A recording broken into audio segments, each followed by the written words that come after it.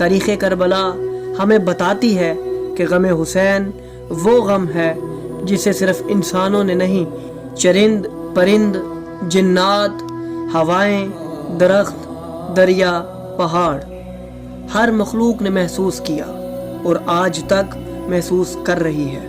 ये गम वो है जो आसमानों से ज़मीन तक फैला।